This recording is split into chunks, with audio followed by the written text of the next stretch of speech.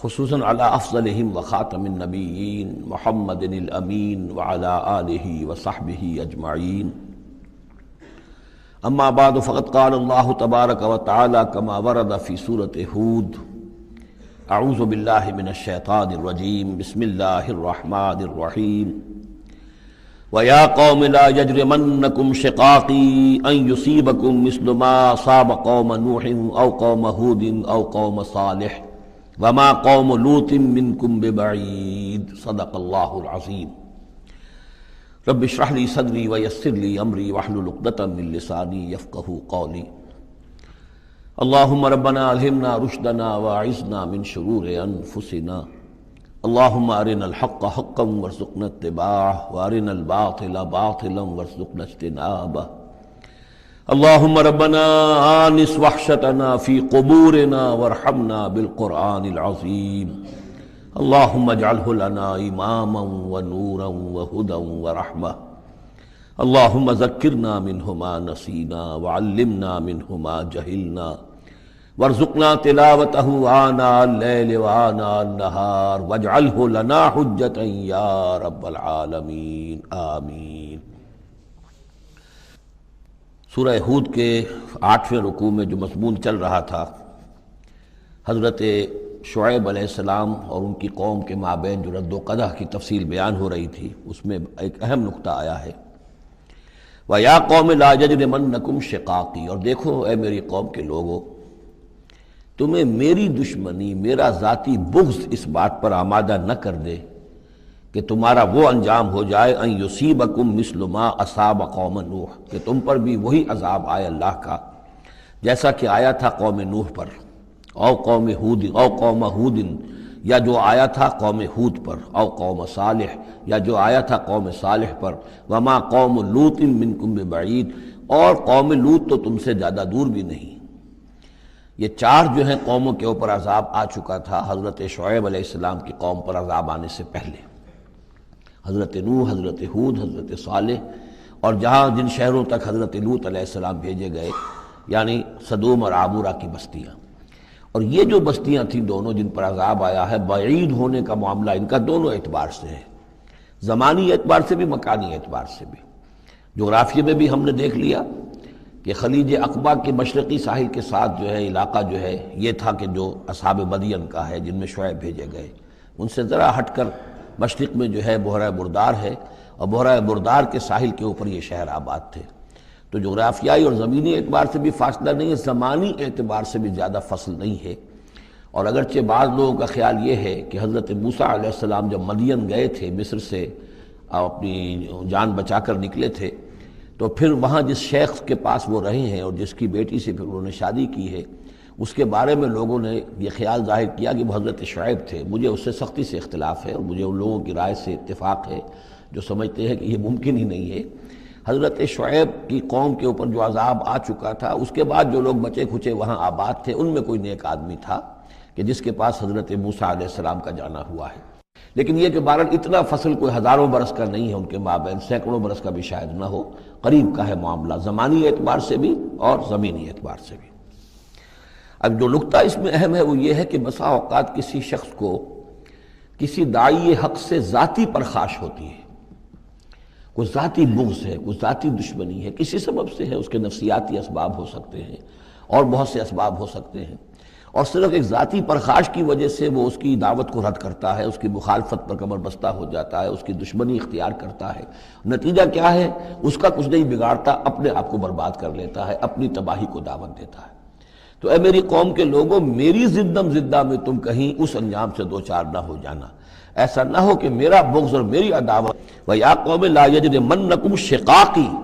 ان یصیبکم مثل ما اصاب قوم نوح او قوم ہود او قوم صالح وما قوم لوط منکم ببعید واستغفروا ربکم. اور دیکھو استغفار کرو اپنے رب سے، ثم توبوا الیہ، پھر اس کی طرف رجوع کرو، اس کی طرف آگے اطاعت کرو، اس کی فرمانبرداری کرو.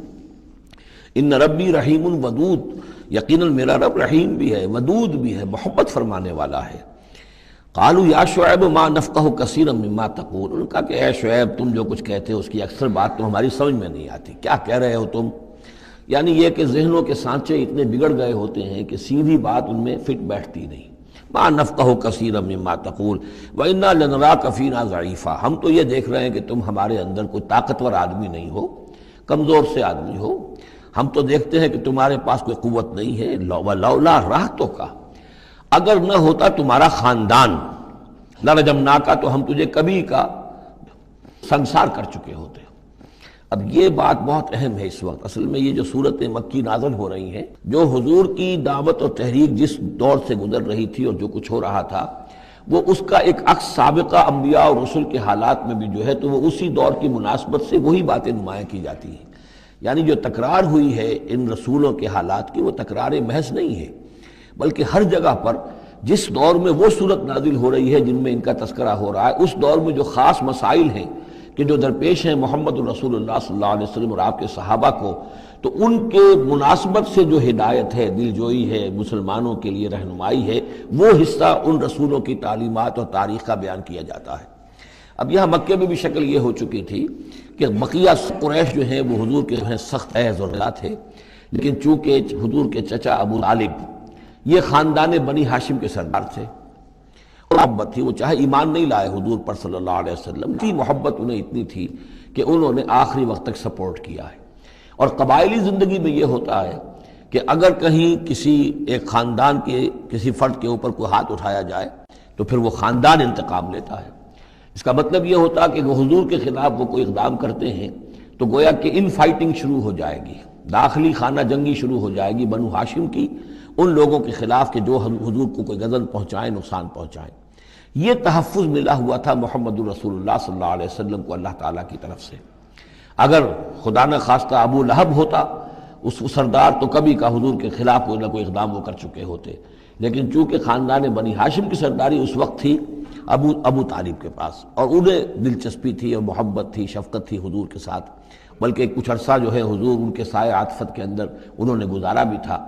اس وجہ سے تو یہ نقشہ دکھایا جا رہا ہے کہ آج قریش کے مقابلے میں جس طریقے سے کہ بنو ہاشم کی سپورٹ اور حفاظت جو ہے وہ حضور کے لیے اللہ تعالیٰ نے اسے قلعہ بنا دیا ہے، یہی معاملہ اس وقت تھا کہ حضرت شعیب کا بھی خاندان ان کا پشت بنا تھا۔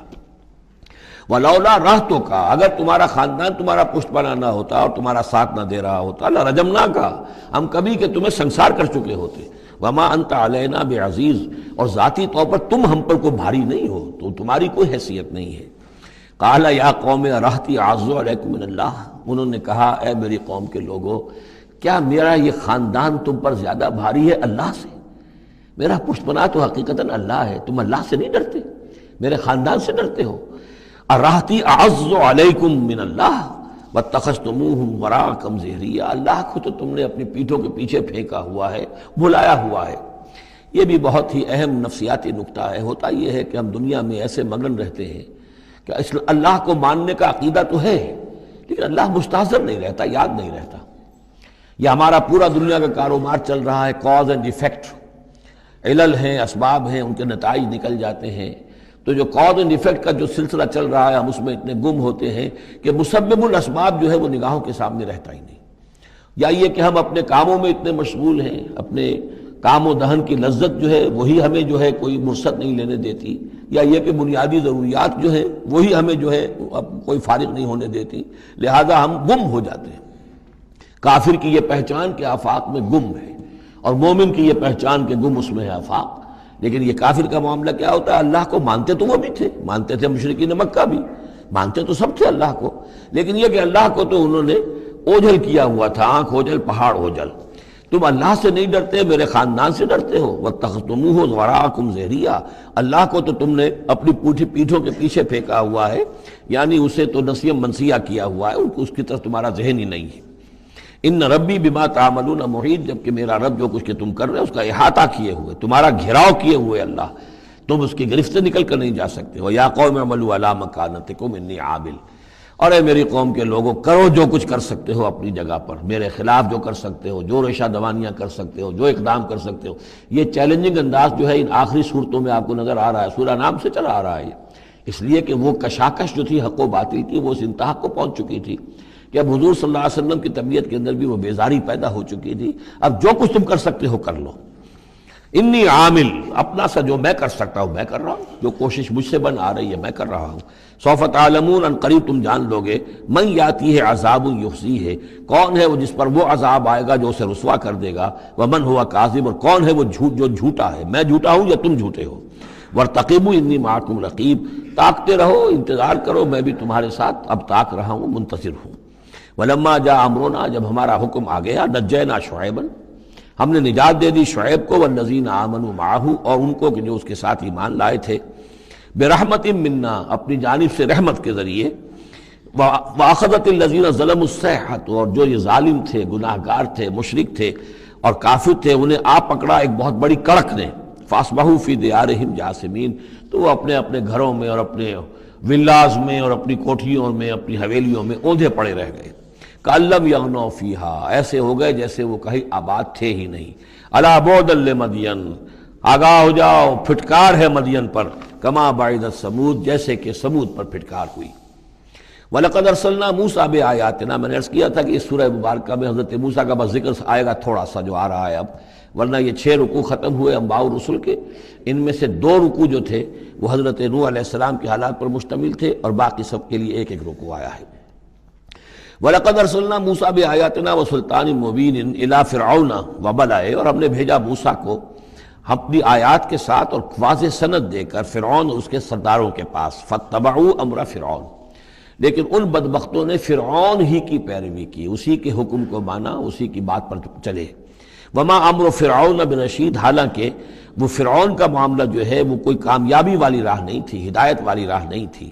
يَقْدُمُ قَوْمَهُ يَوْمَ الْقِيَامَةِ، اب قیامت کے دن وہ آئے گا آگے آگے چلتا ہوا، اپنی قوم کی قیادت کرتے ہوئے آئے گا، آگے آگے آئے گا۔ یوم القیامت، پیچھے پیچھے اس کی قوم آ رہی ہوگی، فَأَوْرَدَهُمُ النَّارَ، اور پھر وہ لا کر آگ کے گھاٹ پر انہیں اتار دے گا، جہنم تک پہنچا دے گا۔ وَبِئْسَ الْوِرْدُ الْمَوْرُودُ، اور وہ بہت ہی برا گھاٹ ہے جس پر اترا جائے۔ جیسے کوئی پانی پینے کے لیے جانور آتے ہیں، ان کا کوئی سردار جو ہے وہ آگے آگے آ رہا ہو، سب گھاٹ پر وہ اپنے پھر پورے قافلے کو لے آتا ہے، اسی طریقے سے یہ جہنم کے گھاٹ پر، اس آگ کے گھاٹ پر لا اتارے گا فرعون اپنی قوم کو۔ وَأُتْبِعُوا فِي هَٰذِهِ لَعْنَةً، اور اس دنیا میں بھی ان پر لعنت جو ہے ان کے پیچھے لگا دی گئی۔ وَيَوْمَ الْقِيَامَةِ، اور قیامت کے دن بھی، بِئْسَ الرِّفْدُ الْمَرْفُودُ، برا ہے وہ انعام جو ان کو ملنے والا ہے۔ ذَلِكَ مِنْ أَنبَاءِ الْقُرَىٰ، یہ ہیں ان بڑی بڑی بستیوں اور بڑے ملکوں کے اہم خبریں، نقصها علیک، جو کہ ہم آپ کو سنا رہے ہیں، بیان کر رہے ہیں آپ پر۔ منہا قائم و حسید، ان میں سے ایسی بھی ہیں جو ابھی قائم ہیں، موجود ہیں، اور ایسی بھی ہیں کہ جو بالکل ختم ہو گئی، معدوم ہو گئی۔ حسید کا لفظ اصل میں آتا ہے کھیتی کے لیے، جبکہ فصل کاٹ دی جائے، فصل کٹ گئی ہو تو جو منظر نظر آتا ہے وہاں پر جو ویرانی ہوتی ہے۔ تو بعض مقامات تو ایسے ہیں جہاں یہ قومیں آباد تھیں تو اب ان کا نام و نشان تک نہیں رہا، جیسے کہ قوم عاد کہاں تھی، اب ان کا نام و نشان نہیں، اگرچہ ابھی حال ہی میں سیٹلائٹ کے ذریعے سے ان کا جو شہر ہے اور شداد کی جو جنت تھی اس کے آثار مل گئے ہیں، لیکن یہ کہ وہ زیر زمین ہے، سطح زمین کے اوپر ان کا کوئی نام و نشان نہیں۔ لیکن یہ کہ جیسے سمود کے مسکن جو ہیں وہ بھی موجود ہیں۔ منہا قائم و حسید، وَمَا ظَلَمْنَاهُمْ وَلَٰكِنْ ظَلَمُوا أَنفُسَهُمْ، اور ہم نے ان پر کوئی ظلم نہیں کیا، انہوں نے اپنی جانوں پر خود ظلم ڈھایا۔ فَمَا أَغْنَتْ عَنْهُمْ آلِهَتُهُمُ الَّتِي يَدْعُونَ مِن دُونِ اللَّهِ، تو کچھ کام نہ آ سکے اور کچھ بچا نہ سکے انہیں ان کے وہ آلہہ، وہ معبود کہ جنہیں وہ پکارا کرتے تھے اللہ کے سوا، من شیء، کچھ بھی۔ لما جاء امر ربک، جب تیرے رب کا حکم آ گیا، وما زادوہم غیر تتبیب، اور انہوں نے کچھ اضافہ نہیں کیا ان کے حق میں مگر تباہی اور بربادی کا۔ وَكَذَلِكَ أَخْذُ رَبِّكَ إِذَا أَخَذَ الْقُرَىٰ، اور ایسے ہی ہوتی ہے پکڑ آپ کے رب کی اے نبی جب وہ پکڑتا ہے بستیوں کو، وَهِيَ ظَالِمَةٌ، جبکہ وہ ظالم ہوتی ہیں، گناہ گار ہوتی ہیں، ان میں گناہ کا اور معصیت کا عام چلن ہو جاتا ہے۔ إِنَّ أَخْذَهُ أَلِيمٌ شَدِيدٌ، یقیناً اس کی پکڑ جو ہے وہ بڑی دردناک بھی ہے، بڑی سخت ہے، جیسے کہ آخری پارے میں إِنَّ بَطْشَ رَبِّكَ لَشَدِيدٌ ان فی ذلک لآیۃ لمن خاف عذاب الآخرہ، یقیناً اس میں نشانی ہے ان کے لیے کہ جو آخرت کے عذاب سے ڈرتے ہوں۔ ذالک یوم مجموع لہ الناس، وہ دن ہے کہ جس کے لیے لوگوں کو لامحالہ جمع کیا جائے گا۔ وذالک یوم مشہود، اور وہ دن ہے پیشی کا، سب کو پیش ہونا ہے۔ وما نؤخرہ الی اجل معدود، اور ہم اسے ایک وقت معین تک کے لیے مؤخر کیے ہوئے ہیں، ایک وقت معین ہے اس کا، معدود ہے، گنتی کی گئی ہے اس کی، یہ نہیں ہے کہ کبھی نہیں آئے گا، آئے گا وہ دن۔ یوم یاتے، جس دن جب کہ وہ دن آ جائے گا، لا تکلم نفس الا باذنہ، کوئی ذی نفس زبان نہیں بول سکے گا مگر اللہ کے اذن سے۔ فمنہم شقی و سعید، تو انسانوں میں سے شقی بھی ہوں گے، بدبخت بھی ہوں گے، سعید بھی ہوں گے، نیک بخت ہوں گے۔ فاما الذین شقوا، تو وہ لوگ کہ جو بدبخت ہیں، ففی النار لہم فیہا وشہیق، وہ آگ میں ہوں گے جس میں ان کو وہاں چیخنا چلانا ہے، دھارنا ہے اپنے درد سے، کرب سے۔ خالدین فیہا، اس میں وہ ہمیشہ رہیں گے، ما دامت السماوات والارض، جب تک کہ رہے آسمان اور زمین، الا ما شاء ربک، اس کے کہ جو چاہے تیرا رب۔ یہ ذرا مشکلات القرآن میں سے یہ مقام ہے، یہ واحد مقام ہے کہ جہاں خالدین فیہا ابدا یا خالدین فیہا، اس میں کچھ استثناءات بھی آئی ہیں کہ کب تک یہ رہے گا، جہنم کب تک رہے گی، ما دامت السماوات والارض، جب تک آسمان اور زمین رہے۔ اب اس سے مراد ابدیت بھی ہو سکتی ہے، اور اس میں کوئی اشارہ بھی ہو سکتا ہے کہ شاید کبھی کوئی وقت آئے کہ یہ جو آسمان اور زمین کی ایک تخلیق اللہ نے کی ہے، یہ ایک خاص اس کا نظام ہے، ایک وقت میں آ کر یہ نظام بدل جائے، پھر کوئی اور آسمان، کوئی اور زمین تخلیق فرمائے۔ بہرحال اس وقت تک جب تک کہ یہ آسمان اور زمین باقی رہیں گے تو یہ جو جہنمی لوگ جو ہیں وہ جہنم میں رہیں گے۔ اس میں بھی ایک استثناء، الا ما شاء ربک، اللہ کا اختیار ہے، اگر کسی کو چاہے اس میں سے نکالنا تو اس کا اختیار مطلق ہے۔ جیسا کہ ہم نے عرض کیا، کئی دفعہ عرض کیا ہے کہ جیسے اہل سنت کے نزدیک اللہ تعالیٰ کے بارے میں ہم یہ نہیں کہہ سکتے کہ وہ اس پر عدل کرنا واجب ہے، لیکن یہ کہ وہ عدل کرے گا۔ اسی طریقے سے یہ بات کہ اللہ تعالیٰ کا اختیار مطلق ہے، وہ کسی کو چاہے تو نکال لے، لیکن ہم یہ جانتے ہیں کہ کفار کے لیے یہ جہنم جو ہے وہ ابدی ہے، اللہ نکالے گا نہیں، واللہ عالم۔ ان ربک فعال لما یرید، یقیناً آپ کا رب جو ہے جو ارادہ کر لے اس کو کر گزرنے والا ہے۔ واما الذین سعدوا، اور جو لوگ نیک بخت ثابت ہوں گے، ففی الجنۃ خالدین فیہا، اور وہ جنت میں رہیں گے ہمیشہ ہمیش، ما دامت السماوات والارض، جب تک رہے آسمان اور زمین، الا ما شاء ربک، سوائے اس کے کہ جو آپ کا رب چاہے، عطاء غیر مجزوز، اور یہ جو بخشش ہے یہ بے انتہا ہوگی، اس کا خاتمہ کبھی نہیں ہوگا۔ یہ اضافی لفظ جنت کے لیے آ رہا ہے کہ جو دوزخ کے لیے نہیں آیا۔ یہ جو ذرا سا باریک باریک فرق ہوتا ہے، پھر اس سے بڑے فلسفیانہ نکتے نکلتے ہیں، اس سے پھر محققین نے، علماء نے جو ہیں پھر بہت سے دلائل استدلال کیے ہیں۔ چنانچہ حافظ ابن تیمیہ رحمہ اللہ اور شیخ ابن عربی دونوں کی ایک رائے ہے جو اہل سنت کا جو عام اجماعی عقیدہ ہے اس سے مختلف ہے۔ اہل سنت کا اجماعی عقیدہ یہ ہے کہ جنت اور دوزخ دونوں ابدی ہیں، ہمیشہ ہمیشہ ہمیشہ ہمیشہ، کوئی اختتام نہیں ہے نہ جنت کا نہ دوزخ کا۔ لیکن امام ابن تیمیہ رحمہ اللہ اور شیخ اکبر جو صوفیاء کے ہیں، شیخ ابن عربی، اگرچہ ان دونوں میں بڑی بود ہے بہت سی چیزوں کے اندر، اور امام ابن تیمیہ جو ہے وہ بہت ہی سخت تنقید کرتے ہیں اور سخت الفاظ استعمال کرتے ہیں شیخ ابن عربی کے لیے، محی الدین ابن عربی، لیکن یہ کہ اس معاملے میں ان دونوں کی رائے ایک ہے، اور وہ یہ ہے کہ جنت تو ابدی ہے، دوزخ ابدی نہیں ہے۔ ایک وقت آئے گا، چاہے وہ ارب سال کے بعد آئے، وہ ابد ہمارے اعتبار سے ابدی ہو، ہمارے اعتبار سے انفائنائٹی ہوگا، لیکن یہ کہ ایک وقت آئے گا کہ جہنم ختم ہو جائے گی۔ یہ ان کی رائے ہے، واللہ اعلم۔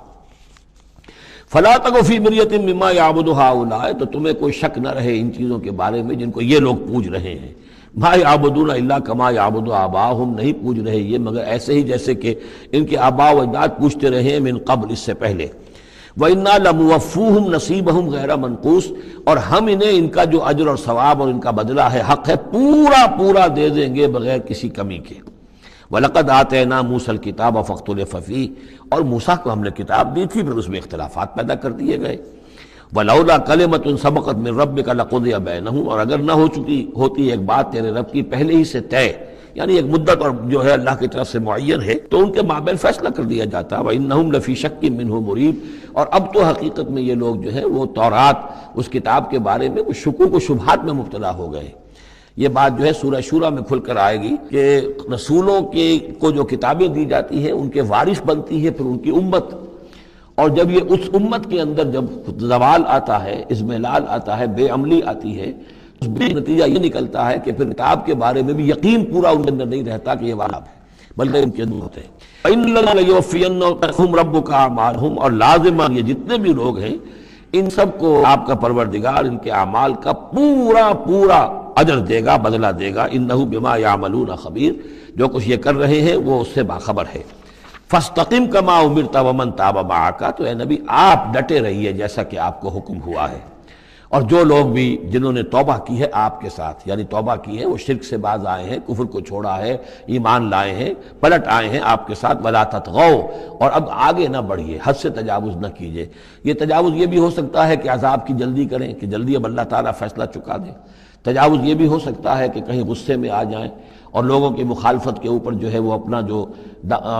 حلم جو ہے اس کا دامن ہاتھ سے چھوڑ بیٹھے، تو یہ مختلف چیزیں ہو سکتی ہیں۔ انہ بما تعملون بصیر، جو کچھ تم کر رہے ہیں اسے بھی اللہ دیکھ رہا ہے، جو کچھ وہ کر رہے ہیں اسے بھی دیکھ رہا ہے، اس کو ان کی سزا دے گا، تمہیں تمہارا اجر و ثواب دے گا۔ ولا ترکنوا الی الذین ظلموا، اور دیکھو ان ظالموں کی طرف کوئی جھکاؤ پیدا نہ ہو جائے تمہارے اندر، رشتہ داری کی وجہ سے، دوستی کی وجہ سے، تمہاری ان کے ساتھ جو پرانے مراسم چلے آ رہے ہیں، اگر کہیں اس کی وجہ سے تم ان کے ساتھ جھک جاؤ گے فتمسکم النار، تو تمہیں بھی آگ پکڑ لے گی۔ وما لکم من دون اللہ من اولیاء، اور پھر تمہیں اللہ سے بچانے والے کوئی حمایتی نہیں ہوں گے، ثم لا تنصرون، پھر تمہاری مدد نہیں کی جائے گی۔ وَأَقِمِ الصَّلَاةَ طَرَفَيَ النَّهَارِ وَزُلَفًا مِّنَ اللَّيْلِ، اور اے نبی نماز کو قائم رکھیے۔ اب یہ سارے خطابات آپ دیکھ رہے ہیں کہ بظاہر واحد کے صیغے میں حضور سے ہو رہے ہیں، لیکن یہاں پر خطاب امت سے ہے، مسلمانوں سے ہے، حضور کی وساطت سے اہل ایمان جو ہے وہ مخاطب ہے۔ نماز قائم رکھو دن کے دونوں طرف، فجر ہے ادھر مغرب ہے یا عصر ہے، یہ نہار کا دو طرف جو ہے وہ تو فجر اور عصر شمار ہوں گے۔ وَزُلَفًا مِّنَ اللَّيْلِ، اور کچھ ٹکڑے رات کے، اب مغرب عشاء کو بھی ہم شمار کر سکتے ہیں رات میں، تو اس طریقے سے یہ مختلف شروع میں جیسے اوقات آئے ہیں تو ان میں ابھی پوری طریقے سے 5 نمازوں کا نظام نہیں تھا، وہ تو سن 11 نبوی میں جبکہ یہ معراج ہوئی ہے اس وقت پھر 5 نمازوں کا نظام آیا ہے، ورنہ پورے مکی دور کے 10 برس بلکہ 10.5 برس تک وہ نمازوں کا نظام ایسا ہی تھا کہ کبھی صبح شام کی بات کہہ دی ہے، صبح و شام کرو، اور یا یہ کہ سورہ بنی اسرائیل میں بھی ایک بات آ جائے گی وہ وہاں پڑھیں گے۔ وَأَقِمِ الصَّلَاةَ طَرَفَيَ النَّهَارِ وَزُلَفًا مِّنَ اللَّيْلِ إِنَّ الْحَسَنَاتِ يُذْهِبْنَ السَّيِّئَاتِ، یقیناً نیکیاں بدیوں کو دور کر دیتی ہیں۔ ذَلِكَ ذِكْرَىٰ لِلذَّاكِرِينَ، اور یہ یاد دہانی ہے یاد رکھنے والوں کے لیے۔ وَاصْبِرْ فَإِنَّ اللَّهَ لَا يُضِيعُ أَجْرَ الْمُحْسِنِينَ، اور صبر کیجئے، اور اللہ تعالیٰ محسنین کا، نیکی کرنے والوں کے صبر کو ضائع نہیں کرتا۔ فَلَوْلَا كَانَ مِنَ الْقُرُونِ مِنْ قَبْلِكُمْ أُولُو بَقِيَّةٍ، تو کیوں نہ ایسا ہوا کہ ہوتے ان قوموں میں جو تم سے پہلے تھی ایسے اولو بقیہ ہوتے،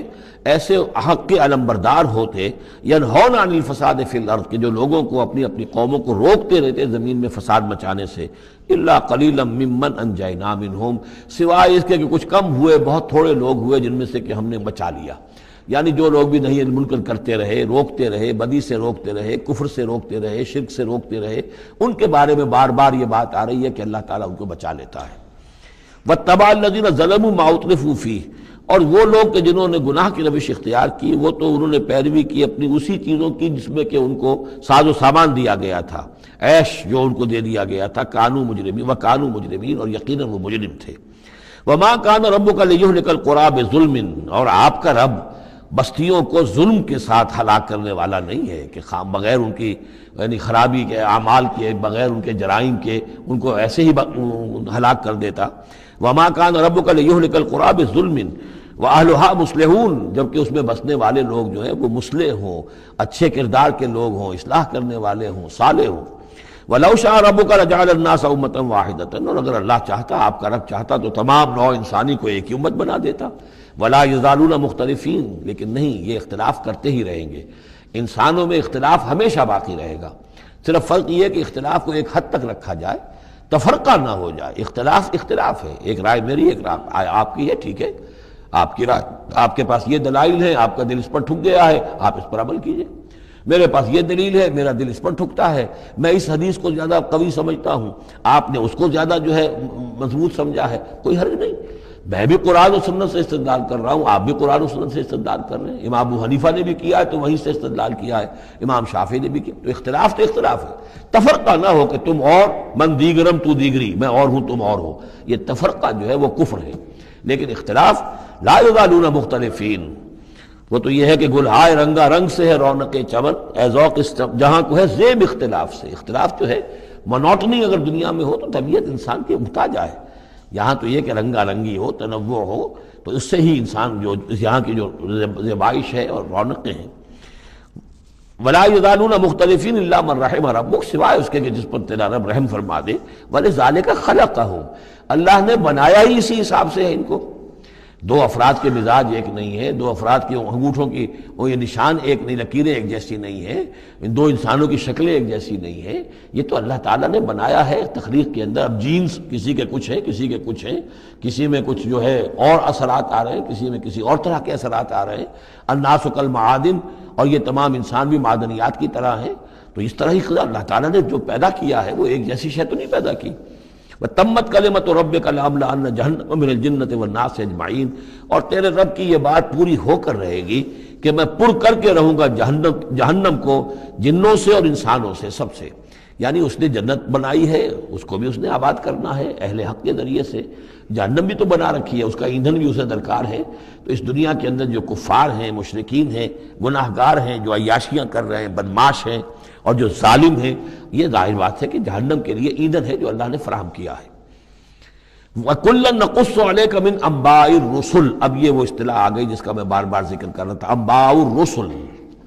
اور یہ سب چیزیں جو ہم بیان کر رہے ہیں محمد آپ پر، یہ رسولوں کی بڑی اہم خبروں میں سے ہیں۔ حضرت نوح، حضرت ہود، حضرت صالح، حضرت لوط، حضرت شعیب، حضرت موسیٰ، یہ حالات جو بیان کر رہے ہیں، من انباء الرسل ما نثبت بہ فؤادک، اور یہ اس لیے تاکہ اس کے ذریعے سے آپ کے دل کو جما دیں، مضبوطی دیں۔ یعنی جو کچھ آپ پر اور آپ کے ساتھی اہل ایمان پر آج بیت رہی ہے، کوئی نئی بات نہیں ہے، ہمیشہ یہی ہوا ہے۔ ہمارے رسول جب بھی آئے ایسی مخالفت ہوئی ہے، اسی طرح کی انہوں نے مشقتیں جھیلی ہیں۔ حضرت شعیب کو بھی یہی کہا گیا کہ اگر تمہارا خاندان نہ ہوتا تو ہم کبھی کہ تمہیں جو ہلاک کر چکے ہوتے۔ تو اگر اسی صورت سے آ جائے محمد صلی اللہ علیہ وسلم، آپ دو چار ہیں، تو یہ کوئی نئی بات نہیں ہے، یہ تو گویا کہ اس راستے کے یہ تو لازمی جو ہیں اس کے حالات ہیں۔ تو اس سے یہ کہ دل کو تثبیت ہوتی ہے کہ بالآخر کامیاب کون ہوا، آیا حضرت شعیب کی قوم کامیاب ہوئی یا حضرت شعیب کامیاب ہوئے؟ تو بالآخر کامیابی اے نبی آپ کی اور آپ کے ساتھیوں کی ہے۔ وَجَاءَكَ فِي هَذِهِ الْحَقُّ، اور اس قرآن میں یا اس سورہ مبارکہ میں آپ کے پاس حق آ گیا ہے، وَمَوْعِظَةٌ، اور نصیحت آ گئی ہے، وَذِكْرَى، اور یاد دہانی آ گئی ہے، لِلْمُؤْمِنِينَ، اہل ایمان کے لیے۔ وَقُلْ لِلَّذِينَ لَا يُؤْمِنُونَ، اور کہہ دیجئے ان لوگوں سے جو ایمان نہیں رکھتے، اعملوا علی مکانتکم، کر لو اپنے مقام پر جو کچھ کر سکتے ہو۔ اب کوئی اختلاف، کوئی بھی اپنا دقیقہ فروگزاشت نہ رکھو، میری مخالفت میں، میری جو بھی تم دشمنی میں کر سکتے کر گزرو۔ انا عاملون، ہم بھی اب کر رہے ہیں جو کچھ ہم کر سکتے ہیں۔ وانتظروا انا منتظرون، تم بھی انتظار کرو کہ اللہ تعالیٰ کیا فیصلہ سناتا ہے اور آخری بات کیا آتی ہے، اور ہم بھی منتظر ہیں۔ وَلِلَّهِ غَيْبُ السَّمَاوَاتِ وَالْأَرْضِ، اور اللہ ہی کے لیے ہے آسمانوں اور زمین کا تمام چھپی باتیں اور تمام چھپے خزانے۔ وَإِلَيْهِ يُرْجَعُ الْأَمْرُ كُلُّهُ، اور کل کا کل معاملہ بالآخر اسی کی جانب لوٹا دیا جائے گا۔ فَاعْبُدْهُ، بس اسی کی بندگی اور پرستش کیجئے، وَتَوَكَّلْ عَلَيْهِ، اور اسی پر توکل کیجئے، آپ کا اعتماد اور بھروسہ اسی کی ذات پر ہو۔ وَمَا رَبُّكَ بِغَافِلٍ عَمَّا تَعْمَلُونَ، اور یقیناً آپ کا رب غافل نہیں ہے اس سے کہ جو آپ کر رہے ہیں۔ یہاں اللہ کے فضل و کرم سے سورہ ہود مکمل ہوئی۔ جیسا کہ میں نے عرض کیا تھا کہ یہ جو سلسلہ شروع ہوا 14 صورتوں کا، پہلا جوڑا اس میں سے سورہ یونس، سورہ ہود علیہم الصلاۃ والسلام۔ البتہ جو تیسرا اس کے اندر سب گروپ، میں نے کہا تھا تین کے سب گروپ ہیں، یہ تیسری سورت جو ہے سورہ یوسف، یہ بالکل پورے قرآن میں منفرد ہے اپنے مزاج کی۔ اس کے ساتھ جزوی سی مشابہت آئے گی ایک سورت کی، میں بعد میں عرض کروں گا۔ اس وقت یہ ہے کہ اس کو نوٹ کیجئے کہ اب تک ہم نے پڑھا ہے جو در حقیقت انباء الرسل کا مضمون ہے، جو ضائع شد و مت کے ساتھ آیا ہے۔ حضرت ابراہیم کا تھوڑا سا ذکر سورہ انعام میں ہم نے پڑھ لیا، کچھ تھوڑا سا ذکر جو ہے وہ سورہ ہود کے اندر آ گیا ہے، لیکن یہ ہے کہ اصل جو آیا ہے انباء الرسل، ایام اللہ، فذکرہم بایام اللہ۔ یہ قصص النبیین کے اعتبار سے یہ منفرد صورت ہے، پوری صورت ایک نبی کے حالات پر مشتمل۔ قرآن مجید میں اس کی کوئی اور مثال نہیں۔ پھر یہ کہ اس میں وہ رنگ ہے ہی نہیں کہ حضرت یوسف علیہ السلام نے یہ دعویٰ کیا ہو کہ میں رسول ہوں، مجھے مانو، میری اطاعت کرو، وہاں کی جو قوم تھی اور بادشاہ جو تھا اس سے کوئی تعاون نہ کیا ہو، کچھ نہیں، وہ انداز ہی نہیں مانو گے تو عذاب آئے گا، کچھ نہیں۔ تو نبی میں اور رسول میں جو فرق ہوتا ہے وہ بھی آپ کنٹراسٹ اچھی طرح سمجھ لیجئے۔ حضرت یوسف نبی تھے، رسول نہیں تھے۔ رسول بنا کر جسے بھیج دیا جاتا تھا وہ تو پہلے کہتا تھا مجھے مانو، میری اطاعت کرو، ان اعبدوا اللہ واطیعون، اللہ کی بندگی کرو، میری اطاعت کرو، اللہ اور خیر صلی اللہ۔ اس کے بعد اگلی بات ہوگی۔ لیکن نبی کا معاملہ یہ نہیں ہوتا۔ نبی جیسے کہ مصلح ہوتے ہیں، نیک لوگ ہوتے ہیں، اولیاء اللہ ہوتے ہیں، خاص اللہ تعالیٰ کے برگزیدہ بندے ہوتے ہیں۔ اب ظاہر بات ہے کہ ایسے بھی ہوتے ہیں جیسے ہماری اس امت کے اندر حضور کے بعد کتنے ہیں اولیاء اللہ پیدا ہوئے ہیں، اونچی شخصیتیں، کیونکہ وحی کا دروازہ بند ہو چکا ہے، نبی ان میں سے کوئی نہیں ہے۔ لیکن انبیاء بنی اسرائیل جو ہیں وہ گویا کہ اولیاء اللہ ہی تھے زیادہ تر، لیکن ان پر وحی بھی آتی تھی، وہ تسلسل جو ہے وحی کا چل رہا تھا۔ لیکن رسول وہی تھے کہ جنہیں تعین کے ساتھ کسی قوم کی طرف بھیج دیا جائے۔ حضرت یوسف کے جو یہ واقعات یہاں آ رہے ہیں اس تفصیل کے ساتھ، اور پوری صورت نازل ہوئی ہے، اس کا ایک سبب ہے۔ میں نے آپ سے عرض کیا تھا کہ یہ جو آخری دور تھا مکی، آپ کے قیام مکہ کے دور کا، زمانے کا، تو اس میں یہ کہ چیزیں پہنچ چکی تھی مدینے میں بھی خبریں، اور مدینے میں اہل کتاب کے یہود کے کان کھڑے ہو گئے تھے۔ اب انہیں تو امید تھی، منتظر تھے، نبوت تو آخری ظاہر ہونے والی ہے، لیکن سمجھتے تھے ہم میں سے ہوگا۔ یہاں بات بالکل جو ہے وہ تلپٹ ہو رہی ہے، لہذا وہ اب کچھ نہ کچھ شوشے چھوڑتے رہتے تھے، اور انہیں کہتے تھے اپنے پیغامات کے ذریعے سے کہ اچھا تمہارے ہاں سنا کسی نے نبوت کا دعویٰ کیا ہے؟ اچھا تو اس سے یہ سوال پوچھو کہ یہ ابراہیم تو آباد تھے فلسطین میں، یہ جو یہودی بنی اسرائیل ہے یہ مصر میں کیسے پہنچ گئے؟ جو وہاں سے پھر حضرت موسیٰ ان کو نکال کر لے کر آئے، لیکن کیسے پہنچے؟ پہنچنے کا سبب کیا تھا؟ کیا ماجرا تھا؟ یہ اب تاریخ کا ایک سوال تھا جو انہوں نے کر دیا۔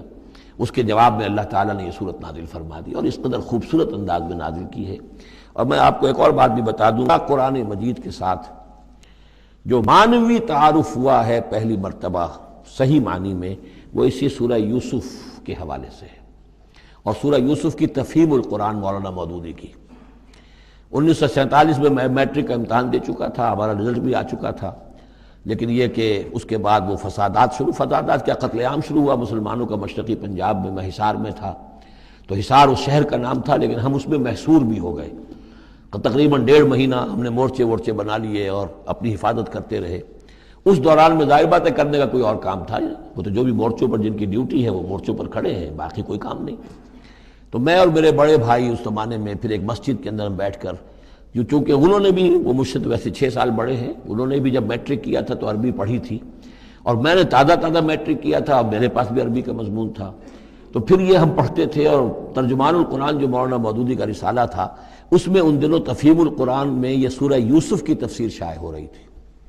تو ان دنوں ہم مسجد میں بیٹھ کر یہ سورہ یوسف تفہیم القرآن سے، پھر چونکہ مجھے کچھ عربی آتی تھی اور تازہ تھی، اچھی تھی، تو اس میں یہ کہ ہماری گفتگو بھی ہوتی تھی، مذاکرہ کرتے تھے۔ تو اس طریقے سے جو پہلا بیرا، اس سے پہلے بھی بہرحال یہ کہ قرآن ہے، اللہ کا کلام ہے، اللہ کی کتاب ہے، ہمارا اس پر ایمان ہے،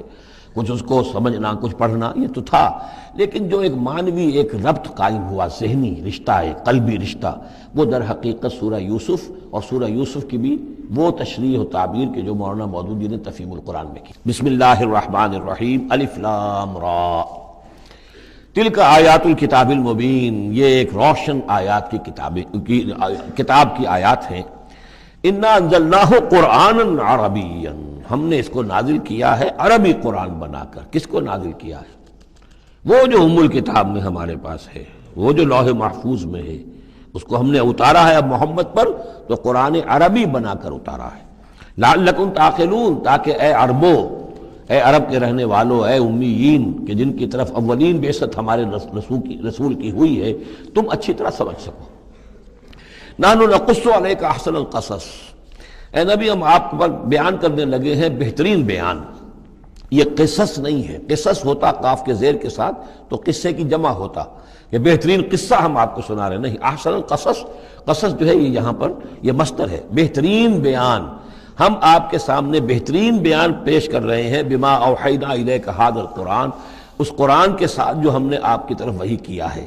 وَإِن كُنتَ مِن قَبْلِهِ لَمِنَ الْغَافِلِينَ، اور یقیناً آپ اس سے پہلے، اس قرآن میں اس قصے کے آنے سے پہلے، قرآن میں اس بیان کی آمد سے پہلے، وحی سے پہلے آپ یقیناً بالکل ناواقف تھے، غافل تھے، آپ کو کچھ معلوم نہیں تھا کہ یہ حضرت یوسف کیسے وہاں پہنچے اور بنی اسرائیل کیسے پہنچ گئے۔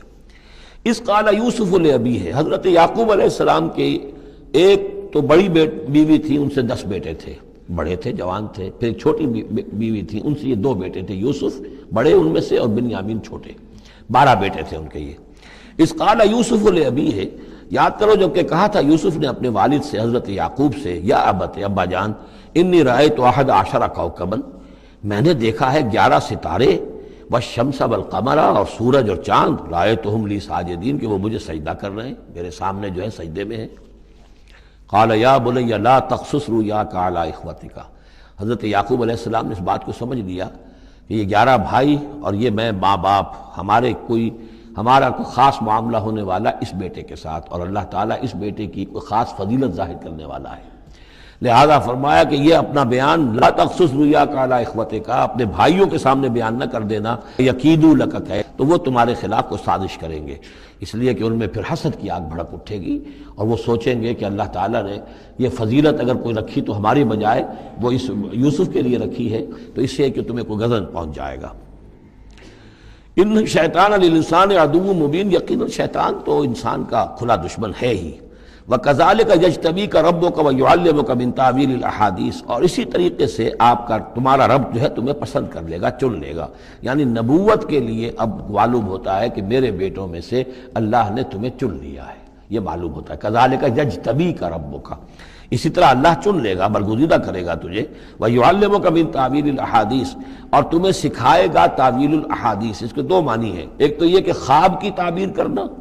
اور یہ کسی بھی بات کی تہ تک پہنچ جانا، کنہ تک پہنچ جانا۔ تو عام اگر لیں گے تو کسی بھی بات، معاملہ فہمی جسے ہم کہتے ہیں، جز رسی، کسی چیز کے جو ہے اجزاء تک انسان پہنچ جائے، نگاہ دور تک چلی جائے، وہ بھی۔ اور یہ کہ اس کو تعویل الاحادیث جو ہے یہ خاص طور پر خوابوں کے لیے بھی ہے۔ وَيُتِمُّ نِعْمَتَهُ عَلَيْكَ، اور اتمام فرمائے گا اپنی نعمت کا تجھ پر،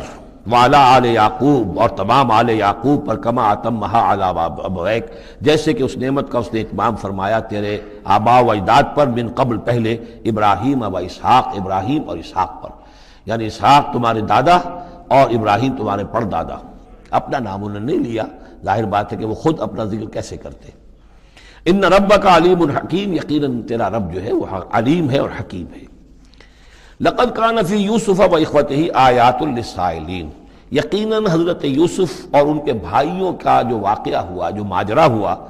اس میں تو نشانیاں ہیں پوچھنے والوں کے لیے، یعنی جنہوں نے یہ سوال پوچھوایا ہے اور جو پوچھ رہے ہیں ان سب کے لیے نشانیاں ہیں۔ اگر اسی قصے کو حقیقت بینی کے ساتھ جو ہے، حقیقت کی نگاہ کے ساتھ اسے دیکھیں اور طلب ہدایت کے لیے اس قصے پر غور کریں جو قرآن اب پیش کر رہا ہے، تو یہ کہ ان کے لیے تو بہت سی چیزیں جو ہے نکھر کر سامنے آ جائیں گی، حقائق واضح ہو جائیں گے۔ اذ قالوا لیوسف واخوہ احب الی ابینا منا ونحن عصبہ، جبکہ انہوں نے کہا کہ یوسف اور اس کا بھائی بنیامین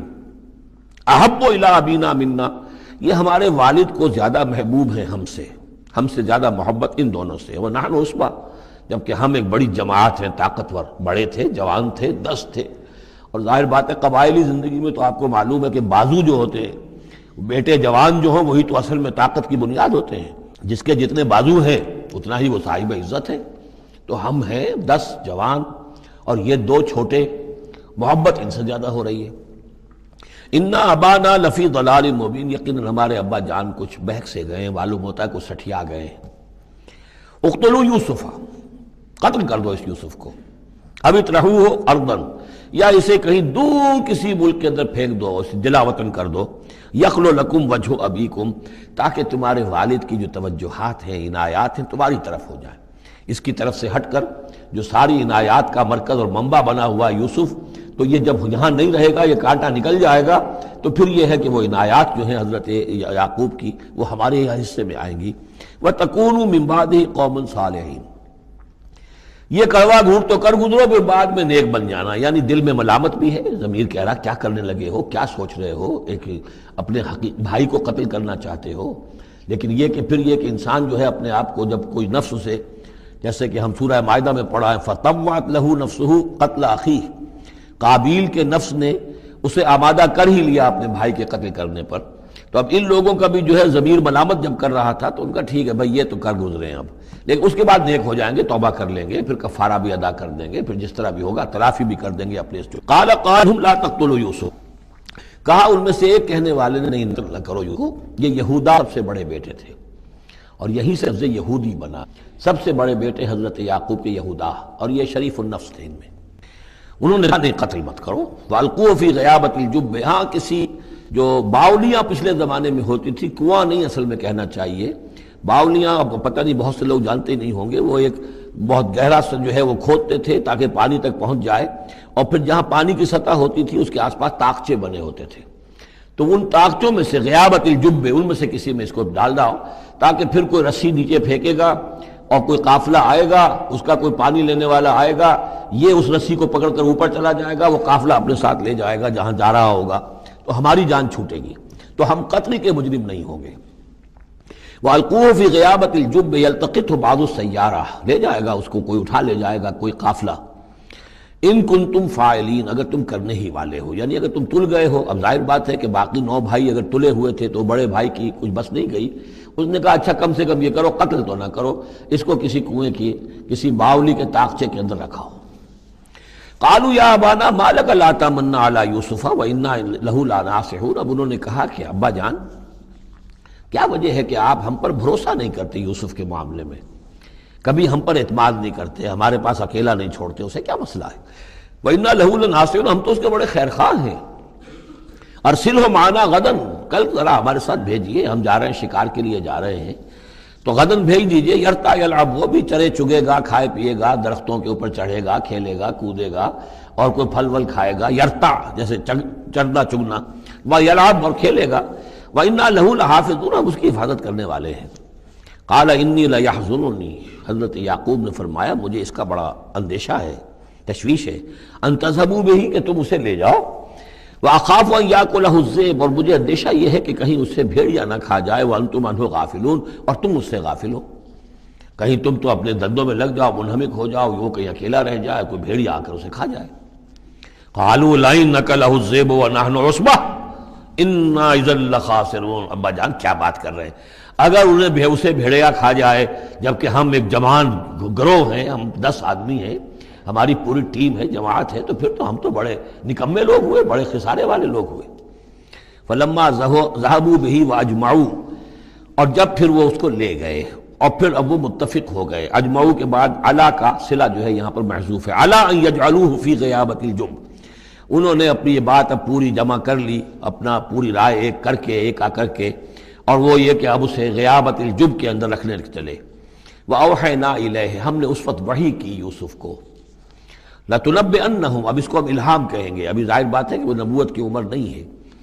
وَأَوْحَيْنَا إِلَيْهِ لَتُنَبِّئَنَّهُمْ بِأَمْرِهِمْ هَٰذَا، تم یہ بات ان کو جتلاؤ گے، ایک دن آئے گا کہ تم جتلا دو گے اپنے بھائیوں کے تم نے میرے ساتھ کیا تھا۔ اب اس میں جو بلاغت ہے اس کی کیا معنی ہے؟ تم ہلاک نہیں ہوگے، تمہارا بال بیکا نہیں ہوگا، تمہاری ہم حفاظت کریں گے، ایک وقت آئے گا کہ یہ تمہارے پاس آئیں گے اور پھر تم انہیں جتلاؤ گے۔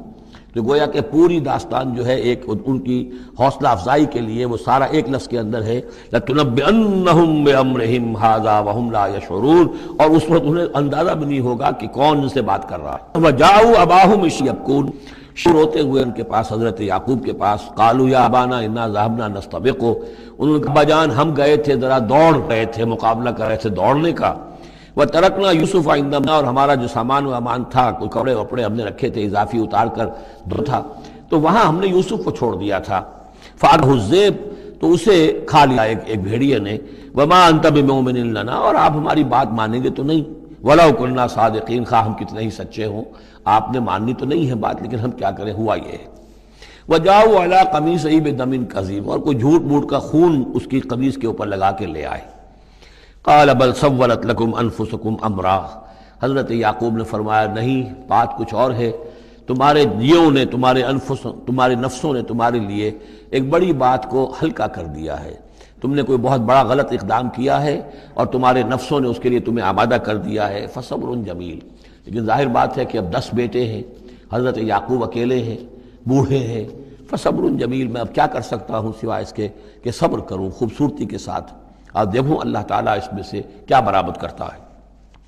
واللہ المستعان علی ما تصفون، اور جو کچھ تم بیان کر رہے ہیں اس پر تو ظاہر بات ہے کہ اب میں اللہ ہی سے مدد مانگ سکتا ہوں۔ وجاءت سیارۃ، اب کچھ عرصے کے بعد وہاں ایک وہ قافلہ آ گیا، جاءت سیارۃ فارسلوا واردہم، انہوں نے بھیجا اپنے آگے چلنے والے کو، یہ پرانے زمانے میں ہوتا تھا قافلہ، اس سے آگے آگے جو ہے جس کو عورت کہتے ہیں وارد، وہ جا کر جو ہے وہاں پر دیکھتا تھا کہاں کنواں ہے، پانی کہاں ہے، کہاں اگلا پڑاؤ ہوگا۔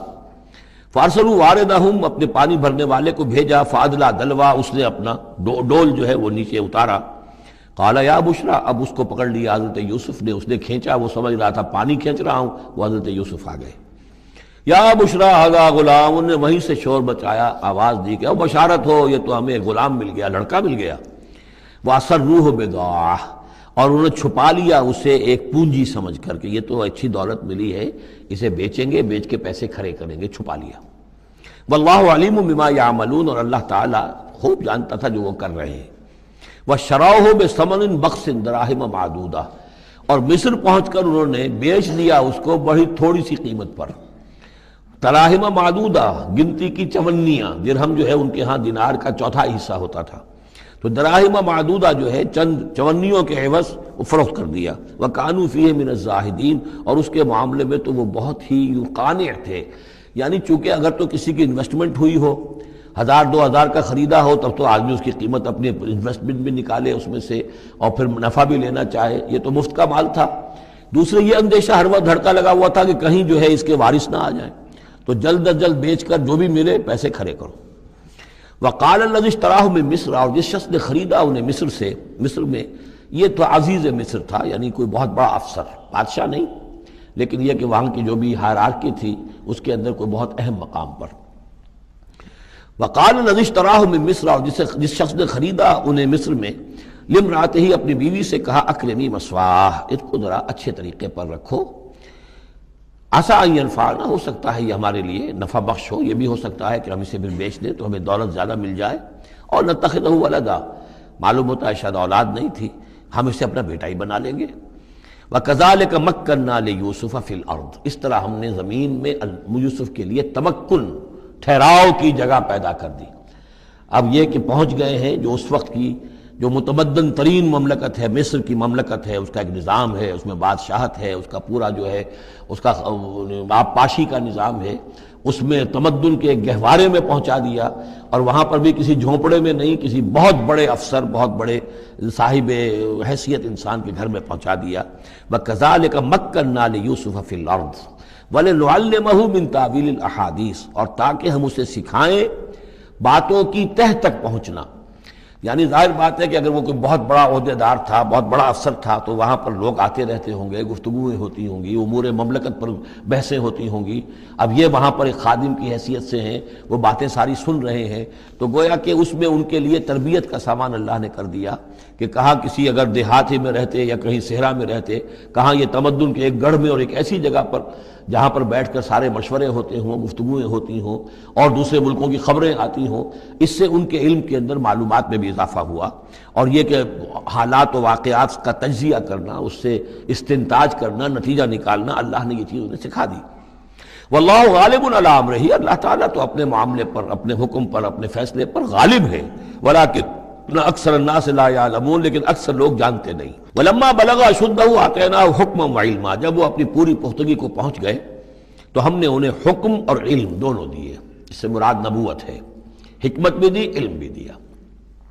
وَكَذَلِكَ نَجْزِي الْمُحْسِنِينَ، اسی طریقے سے ہم محسنین کو بدلہ دیتے ہیں، اچھا بدلہ دیتے ہیں۔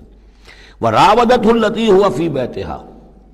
اور پھسلانے کی کوشش کی اس عورت نے جس کے گھر میں وہ تھے، وہی عزیز مصر کی بیوی، وہ ان پر فریفتہ ہو گئی۔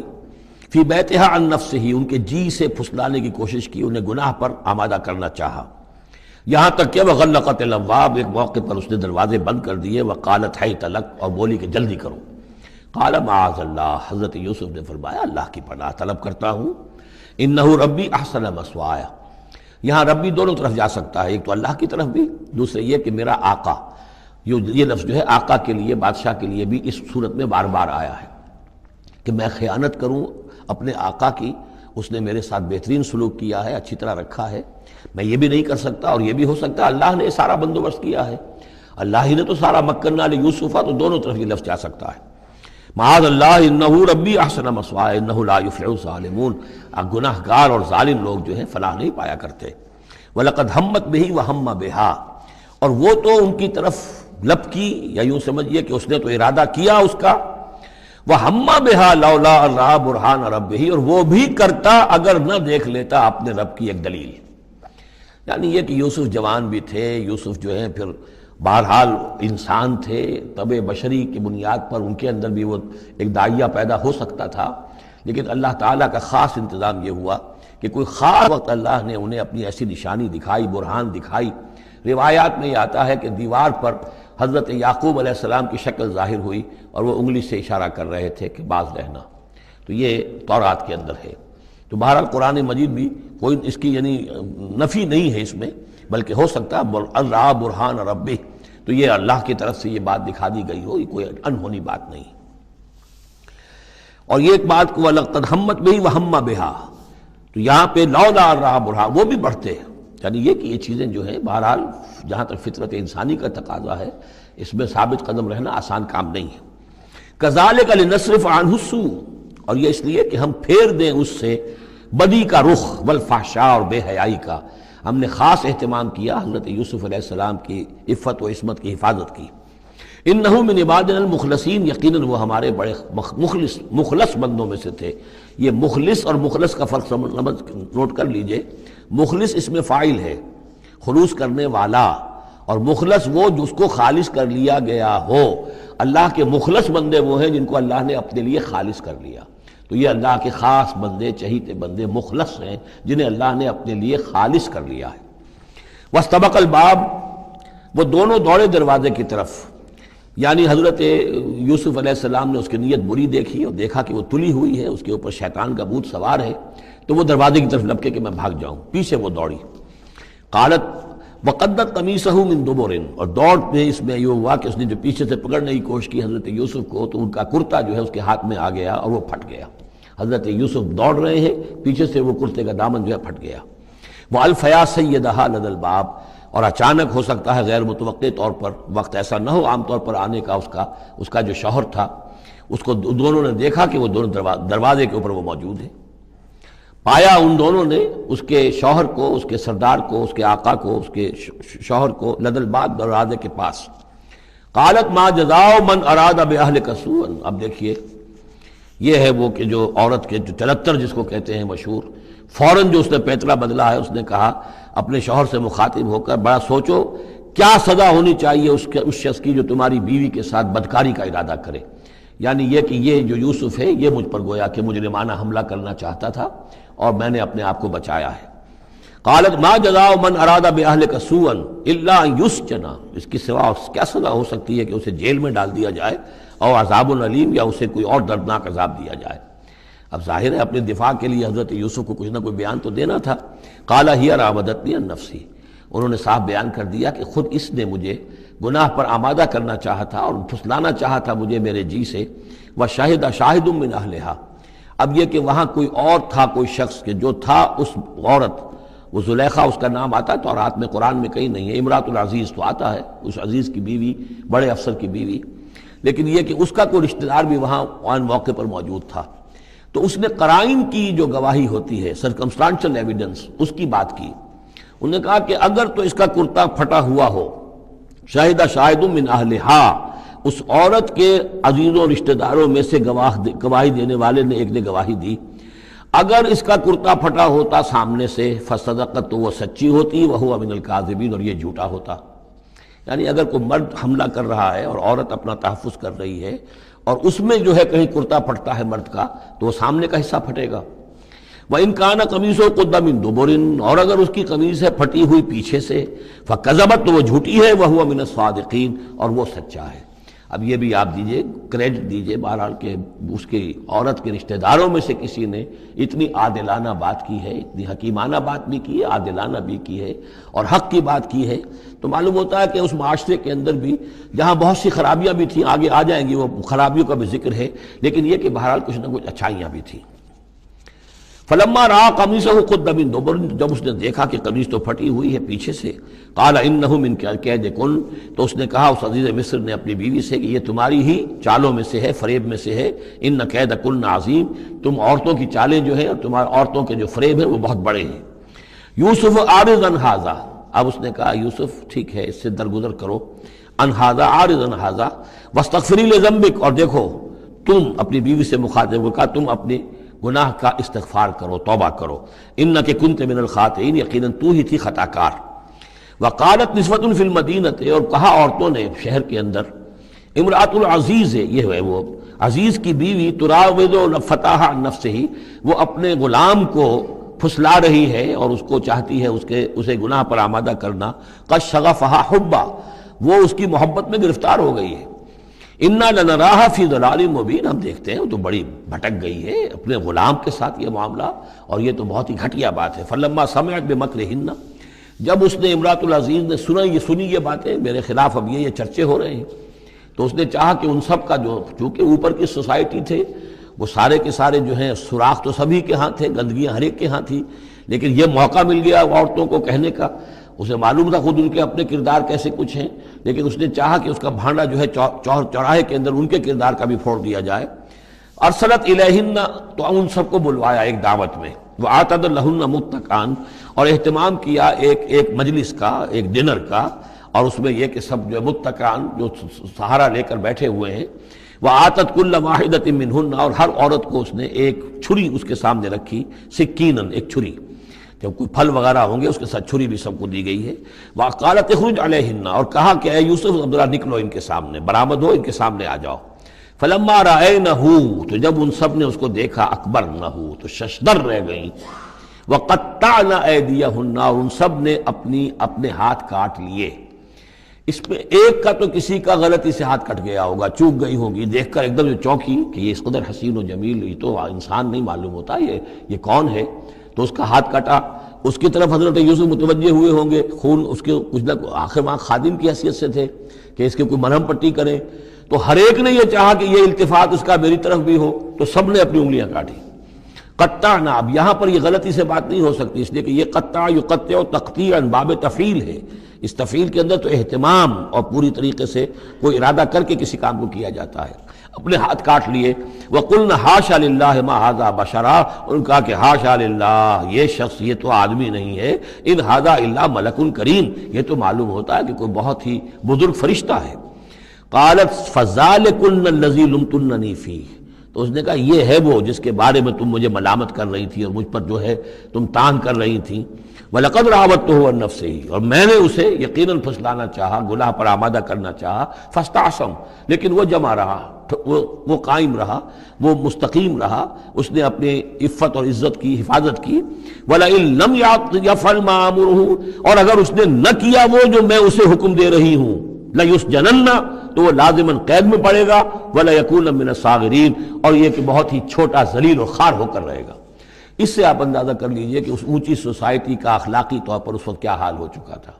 کس دھڑلے سے یہ کہہ رہی ہے،